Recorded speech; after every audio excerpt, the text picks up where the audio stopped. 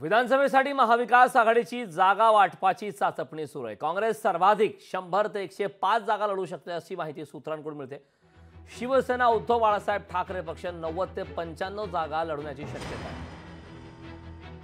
प्रफुल्ल पटेलांना ईडीच्या फेऱ्यातून आता एक मोठी अपडेट प्रफुल्ल पटेल यांच्या संदर्भात विधानसभेसाठी मवियाची जागा वाटपाची चाचणी सुरू आहे। काँग्रेस सर्वाधिक 100 ते 105 जागा लढू शकते अशी माहिती सूत्रांकडून मिळते। तर शिवसेना उद्धव बाळासाहेब ठाकरे पक्ष 90 ते 95 जागा लढवण्याची शक्यता आहे। तर राष्ट्रवादी शरद पवार पक्ष 80 ते 85 जागा लढवू शकते अशी माहिती मिळते।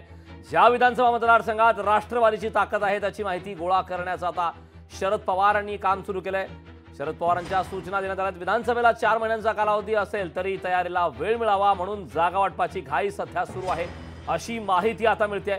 त्यामुळे विधानसभेची आता वेध लागल्यात। विधानसभेसाठी महाविकास आघाडीमध्ये जागा वाटपाची चाचणी सुरू आहे। त्यामध्ये सर्वाधिक जागा काँग्रेसला लढण्याची शक्यता आहे, कारण लोकसभेमध्ये देखील तिन्ही पक्षामध्ये काँग्रेसला घवघवीत असं यश मिळालं आहे। कदाचित त्याचे जे परिणाम असतील, काँग्रेस सर्वाधिक 100 ते 105 जागा लढवू शकते अशी माहिती खात्रीला एक सूत्रांकडून मिळते।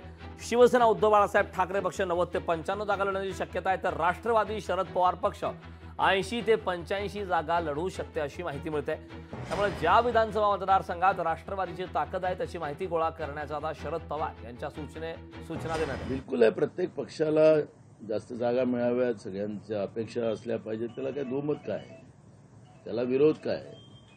मूळ प्रश्न असा आहे की काँग्रेसने लोकसभेच्या निवडणुकीच्या वेळेस सुद्धा आपली भूमिका मांडलेली होती की मेरिट प्रमाणे जागा वाटप झाल्या तर त्याचा फायदा महाविकास आघाडीला होणार, याच्यापेक्षा चांगलं प्रदर्शन आपल्याला करता आलं असतं।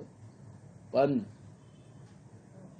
घटना संपली आता ते, पण आता विधानसभेला सुद्धा त्या पद्धतीचं प्रत्येकाने विचार करावा, एवढंच काँग्रेसची भूमिका आहे। निर्णय शेवटी आदरणीय पवार साहेब घेतील आणि त्यांच्याबरोबर उद्धव ठाकरे साहेब आणि राहुल गांधी साहेब आणि काँग्रेसचे सर्व नेते तिथे घेतील। पण आमचं मत आहे की लोकसभेला जर आपण मोठं मन दाखवून काँग्रेसला आणि उद्धव ठाकरे साहेबांना तिथं मोठ्या प्रमाणात जागा दिल्या असतील तर त्यांनी मोठं मन दाखवून विधानसभेला शरदचंद्र पवार राष्ट्रवादीला जास्त जागा तिथं द्यावेत। शेवटी तो निर्णय त्यांचा आहे, पण कार्यकर्ता म्हणून आमचं मत असेल की कमीत कमी 85 आमदार निवडून आणण्याची संधी पवार साहेबांनी आम्हाला सुद्धा दिली पाहिजे।